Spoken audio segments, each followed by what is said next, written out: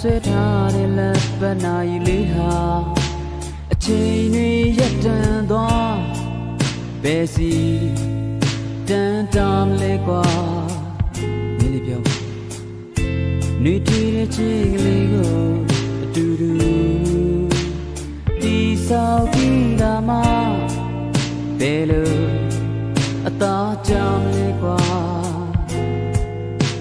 အစိမ်းရောက်တဲ့စိမ်းရွက်ကလေးလိုနေဟာပိုလို့စိမ်းသွားတဲ့ချိန်မှ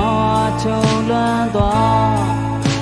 ကိုလိုချင်တဲ့လင်းများနဲ့ဝေးရအနဲ့ရောင်မော်ဆန်းအိမ်မက်တို့တွေမှာနေမပါတဲ့နေဆွေများကြကြော်ရစိတ်ကားသွားပြီလား